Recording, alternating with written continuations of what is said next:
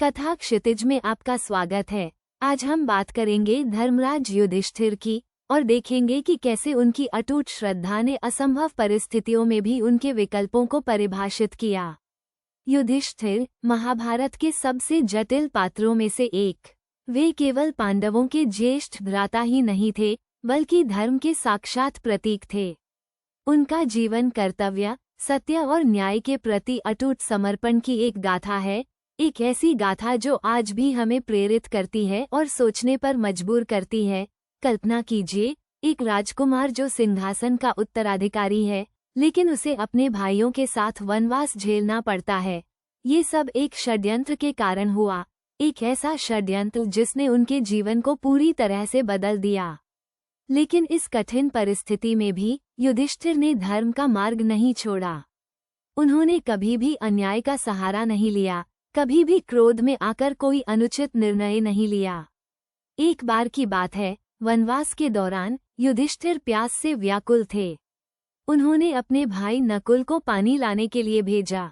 नकुल एक सरोवर पर पहुंचे, लेकिन वहां एक यक्ष ने उन्हें चेतावनी दी कि पहले उसके प्रश्नों का उत्तर दो, फिर पानी पियो। नकुल ने उस चेतावनी को अनसुना किया और पानी पी लिया, जिसके कारण वे मूर्छित हो गए।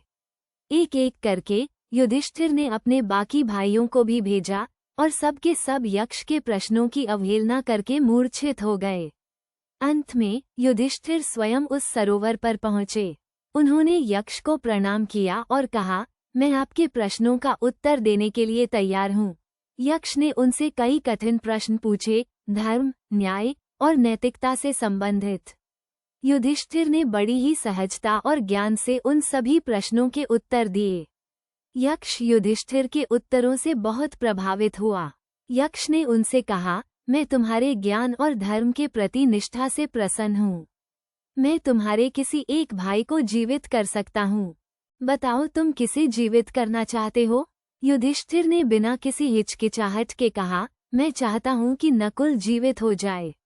यक्ष आश्चर्यचकित हुआ। उसने पूछा, तुम्हारे पिता की 2 पत्नियां थीं, कुंती और माद्री। तुम कुंती के पुत्र हो, इसलिए तुम्हें तो भीम या अर्जुन को जीवित करने के लिए कहना चाहिए था, क्योंकि वे युद्ध में तुम्हारी सहायता कर सकते थे। तुमने नकुल को क्यों चुना, जो माद्री का पुत्र है? युधिष्ठिर ने उत्तर दिया, धर्म का पालन करना ही मेरा कर्तव्य है। मैं न्याय और समानता में विश्वास रखता हूँ। मैं नहीं चाहता कि किसी भी माता का पुत्र जीवित न रहे। यदि मैं केवल कुंती के पुत्र को जीवित करने के लिए कहता, तो माद्री के प्रति अन्याय होता।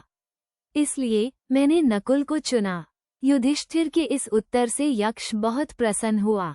उसने युधिष्ठिर के सभी भाइयों को जीवित कर दिया।